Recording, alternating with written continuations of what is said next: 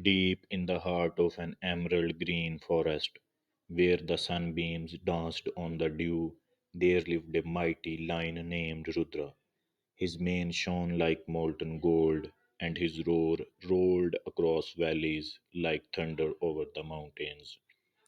Every creature from the smallest squirrel to the tallest giraffe bowed when Rudra passed. He was the king of the forest, feared and respected by all. But Rudra was not cruel, only proud.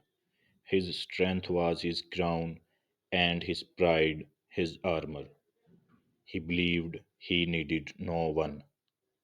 One early morning, when mist still hugged the ground, Rudra walked near a bubbling stream.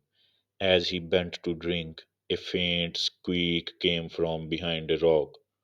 Who dares disturb me? Rudra growled, his deep voice shaking the grass.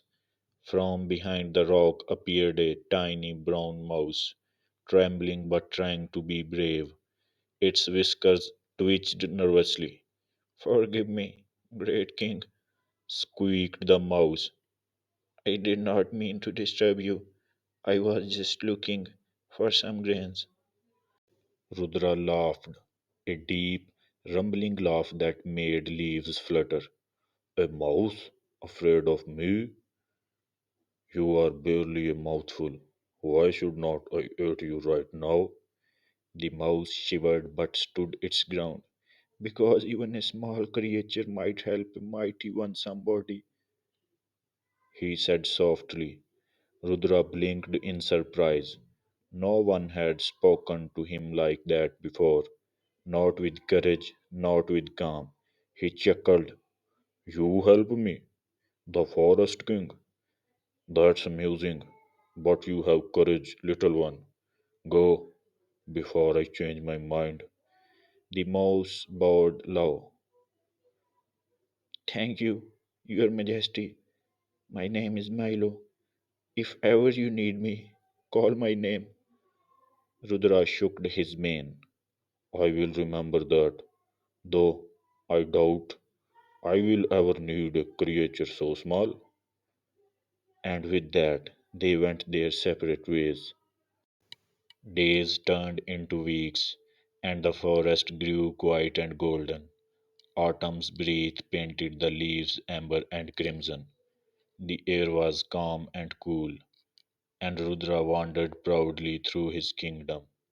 But fate was waiting, silent and unseen. One afternoon, Rudra was patrolling the far side of the forest, near the old human paths where no animals dared to go. The air was heavy with strange smells, metal, oil, and danger. Suddenly, a sharp snap echoed beneath his paw. Before he could react, a thick rope net shot up from the ground, wrapping around his legs and mane. The mighty lion was trapped. He roared, a roar that shook the earth and sent birds fleeing into the sky. He clawed, pulled, and bit at the ropes, but the hunters had made them strong. The more he struggled, the tighter they became. Hours passed. The sun began to sink behind the trees. Rudra's throat was dry from roaring. For the first time, fear crept into his heart. How could this happen to me? The king of the forest, he thought bitterly. Far away, Milo, the mouse was searching for seeds when he heard a sound that made his heart stop, a distant, trembling roar carried by the wind. That's the lion, he gasped. That's Rudra. Without a second thought, he ran across stones, through roots, over leaves. His tiny feet reached faster than ever before. When Milo reached the clearing, he froze. There lay the great Rudra, tangled in ropes, his golden mane dusty and torn. Great king, cried Milo, scampering closer. Rudra opened his eyes weakly. You? What are you doing here, little one? Leave. It's too dangerous. But Milo shook his head. You once spared my life, Rudra. Now it's my turn to save yours. Before Rudra could protest, the tiny mouse began gnawing at the ropes. His teeth were small but sharp. Again and again he bit through the thick fibers, strand by strand. The night grew darker and the moon rose. Milo's mouth injured. His body trembled, but he did not stop. Finally, with one last bite, the last rope snapped. Rudra stumbled to his feet, free at last. Rudra looked down at Milo, his eyes filled with awe. You, you freed me. I owe my life to you. Milo smiled faintly. Friends don't owe, they just help. The great lion bowed his head low, lower than he ever had before.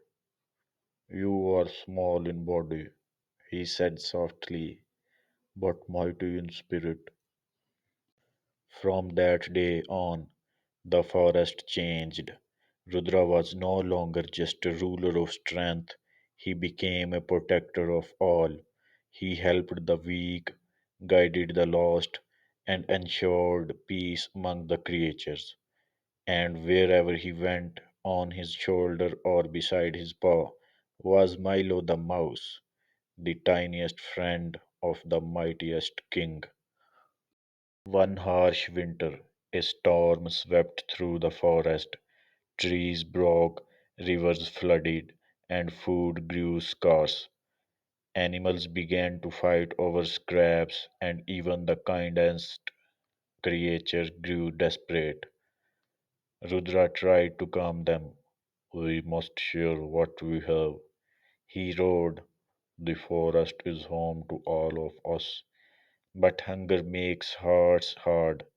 Some animals whispered, what does the lion know of hunger? He is strong.